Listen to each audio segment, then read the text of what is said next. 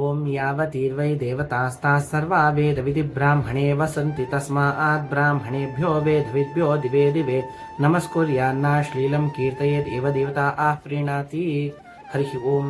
ಸಮಸ್ತ ಸಜ್ಜನರಿಗೂ ಶುಭ ನಮಸ್ಕಾರ. ಈ ಒಂದು ಹೇಳಲ್ಪಟ್ಟ ಸಾಲು ನಾವು ಪ್ರತಿ ಶ್ರಾದ್ದದ ಒಂದು ಮಂತ್ರದಲ್ಲಿ ನಾವು ಗಮನಿಸ್ತೀವಿ.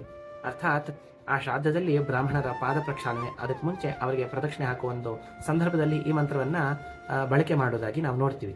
ಆದರೆ ಈ ಮಂತ್ರದ ಅರ್ಥ ಗಮನಿಸಿದ್ರೆ ತುಂಬ ಚೆನ್ನಾಗಿದೆ. ಏನಂತಂದರೆ, ಒಬ್ಬ ಭಗವಂತ ಹೇಳೋ ಮಾತು, ನಾನು ಯಾರಲ್ಲಿ ನಾನು ಇರ್ತೀನಿ ಅಥವಾ ಯಾರಿಗೆ ನೀವು ನಮಸ್ಕಾರ ಇತ್ಯಾದಿಗಳನ್ನು ಮಾಡಿದ್ರೆ ನನಗೆ ಪ್ರೀತಿ ಆಗುತ್ತೆ ಅಂತಂದರೆ, ಯಾವ ವ್ಯಕ್ತಿ, ಯಾವ ಒಬ್ಬ ವಿಪ್ರ ಬ್ರಾಹ್ಮಣ ಏನಿರ್ತಾನೆ ಅವನು ವೇದವನ್ನು ತಿಳ್ಕೊಂಡಿರುವವನಾಗಿ ಅವನಿಗೆ ನಮಸ್ಕಾರ ಮಾಡಿದ್ರೆ ನಾನು ಅತಿ ಪ್ರೀತಿಯನ್ನು ಹೊಂದುತ್ತೇನೆ. ನೀವು ಹೋಮ ಯಜ್ಞ ಯಾಗಾದಿಗಳನ್ನು ಮಾಡೋದಕ್ಕಿಂತ ನಾನು ಒಬ್ಬ ಬ್ರಾಹ್ಮಣನಿಗೆ, ವಿಪ್ರನಾದಂತಹ ವೇದವನ್ನು ತಿಳಿದಂತಹ ಬ್ರಾಹ್ಮಣನಿಗೆ ನಮಸ್ಕಾರ ಮಾಡಿದ್ರೆ ನಾನು ಅತಿ ಪ್ರೀತನಾಗ್ತೇನೆ ಅಂತ. ಆದರೆ ಅದರಲ್ಲಿ ಒಂದು ಕಂಡೀಷನ್ ಕೂಡ ಹಾಕ್ತಾನೆ ದೇವರು. ಎಂಥದ್ದು ಅಂತಂದರೆ, ನಾ ಅಶ್ಲೀಲಂ ಕೀರ್ತಯೇತ್.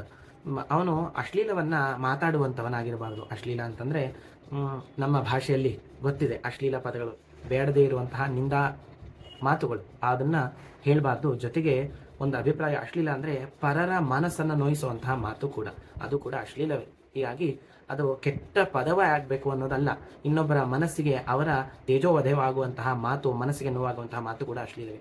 ಇಂತಹ ಅಶ್ಲೀಲ ಇತ್ಯಾದಿಗಳನ್ನೆಲ್ಲ ಬಿಟ್ಟಿರುವಂತಹ ವಿಪ್ರ ಆಗಿರಬೇಕು. ಅವನು ವೇದಗಳನ್ನು ತಿಳಿದಿರೋನು. ಅರ್ಥಾತ್ ಕೇವಲ ವೇದದ ಪಾಠ ಆಗಿದೆ ಅಂತ ಅರ್ಥ ಅಲ್ಲ, ವೇದದ ಅರ್ಥ ತಿಳಿಯುವಂತಹವನಾಗಿರಬೇಕು. ಅವನು 18 ಪುರಾಣದ ಅರ್ಥ, ವೇದದ ಸರಿಸಮಾನವಾಗಿ ಅರ್ಥವನ್ನು ಹೇಳುವಂತಹ ವ್ಯಕ್ತಿಯಾಗಿರಬೇಕು. ಅಂತಹ ಒಬ್ಬ ವ್ಯಕ್ತಿಗೆ ನಮಸ್ಕಾರ ಮಾಡಿದ್ರೆ ನಾನು ಅತೀ ಪ್ರೀತನಾಗ್ತೇನೆ ಅಂತ ಹೇಳುವಂತಹ ಮಂತ್ರ ಇದು. ಅರ್ಥಾತ್ ವೇದದ ಮಂತ್ರ. ಹೀಗಾಗಿ ಈ ಮಂತ್ರ ಬ್ರಾಹ್ಮಣರ ಪ್ರದಕ್ಷಿಣೆಯನ್ನು ಮಾಡುವಂತಹ ಸಂದರ್ಭದಲ್ಲಿ ನಾವು ಬಳಸ್ತೀವಿ. ಅಂದರೆ ಶ್ರಾದ್ದದಲ್ಲಿ ನಾವು ಒಬ್ಬ ವ್ಯಕ್ತಿಯನ್ನು ನಾವು ಕರಿತೀವಿ ಅಂತಂದರೆ ಅವ ಎಂಥವನಾಗಿರಬೇಕು ಅನ್ನೋದನ್ನು ನಾವು ಗಮನಿಸಬೇಕು. ಈಗಿನ ಕಾಲದಲ್ಲಿ ಅಂಥವರು ಬಹಳ ವಿರಳ, ಒಂದು ರೀತಿಯಲ್ಲಿ ದುರ್ಲಭ ಅಂತಲೇ ಹೇಳ್ಬೋದು. ಹೀಗಾಗಿ ಆದಷ್ಟು ಸಜ್ಜನರನ್ನು ಕರಿಬೇಕು. ಅಂಥವ್ರನ್ನ ಆ ಸ್ಥಾನದಲ್ಲಿ ಕೂರಿಸಿ ಅವ್ರಿಗೆ ಉಪಚಾರಗಳನ್ನು ಮಾಡಿ ಆ ಪಿತೃಗಳ ಅಂತರ್ಯಾಮಿಯಾದಂತಹ ಆ ಜನಾರ್ದನ ವಾಸುದೇವನ ಪ್ರೀತಿಯಾಗಿ ನಾವು ಯಾಚನೆ ಮಾಡಬೇಕು ಅಂತ ಹೇಳ್ತೀನಿ. ಹೀಗಾಗಿ ಆ ಪಕ್ಷಮಾಸದಲ್ಲಿ ನಾವೇನು ಶ್ರಾದ್ದ ಕರ್ಮಾದಿಗಳನ್ನೆಲ್ಲ ನಾವು ಮಾಡ್ತೀವಿ, ಅದು ವಿಧಿಯೇ ಹೊರತಾಗಿ ಅದನ್ನು ಈ ಸರಿ ಬೇಡ ಮುಂದಿನ ಸರಿ ಮಾಡೋಣ ಅಂತ ಹೇಳಿ ತ್ಯಾಗ ಮಾಡಲಿಕ್ಕಿಲ್ಲ. ಹೀಗಾಗಿ ಆ ಪಕ್ಷಮಾಸದಲ್ಲಿ ಈ ಒಂದು ವೇದದ ಅರ್ಥವನ್ನು ತಿಳಿದು ಮಾಡೋದ್ರಿಂದ, ಅಂದರೆ ಎಲ್ಲ ಕರ್ಮಗಳು ಕೂಡ ನಮ್ಮ ಭಂಡಾರಕೆರೆ ಶ್ರೀಗಳು, ಅಂದರೆ ಇವಾಗಿರೋ ನಮ್ಮ ಶ್ರೀ ವಿದೇಶತೀರ್ಥ ಶ್ರೀಪಾದರು ಒಂದು ಒಳ್ಳೆಯ ಅಭಿಪ್ರಾಯವನ್ನು ಹೇಳೋರು. ಯಾವಾಗಲೂ ಒಂದು ಕರ್ಮ ಮಾಡಬೇಕಾದ್ರೆ ಆ ಕರ್ಮದ ವಿಷಯವನ್ನು ತಿಳ್ಕೊಂಡು ಅಥವಾ ಅದರ ಬಗ್ಗೆ ಮಾಹಿತಿಯನ್ನು ಪಡ್ಕೊಂಡು ಮಾಡಿದ್ರೆ ಫಲ ಸಿಗುತ್ತೆ ಅಂತ ಪುರಾಣಗಳು ಹೇಳುತ್ತೆ. ಆದರೆ ಆ ಕರ್ಮ ಅನ್ನೋ 2 ಪದವೇ ಹೇಳುತ್ತೆ ನಮಗೆ ಅಂತ ಹೇಳ್ತಾರೆ. ಏನಂದರೆ ಅದನ್ನು ಹೊಡೆದಾಗ ಕರ್ಮ ಅಂದರೆ ಕೃತಿ, ಮತ್ತೆ ಅಂತಂದರೆ ಮಾಡುವ ಕೃತಿಯಲ್ಲಿ ಮಾಹಿತಿ ಅಂತ.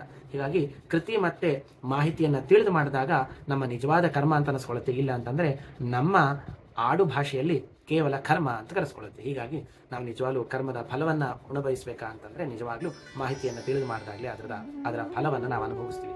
ಹೀಗಾಗಿ ನಾವು ಮಾಡುವಂತಹ ಕರ್ಮದಲ್ಲಿ ಭಗವಂತನ ಪ್ರೀತಿ ಪುರಸ್ಸರವಾಗಿ ಆಗಬೇಕು ಅನ್ನೋ ಒಂದು ಅಭಿಪ್ರಾಯದಿಂದ ಕರ್ಮಾಂಗಗಳನ್ನು ಮಾಡ್ತಾ ಜನಾರ್ದನ ವಾಸುದೇವನ ಪಾದಾರವಿಂದಕ್ಕೆ ಮಧ್ವಾಂತರದ ಕೃಷ್ಣಾರ್ಪಣ ಹೇಳ್ತಾ ಇದ್ದೇನೆ.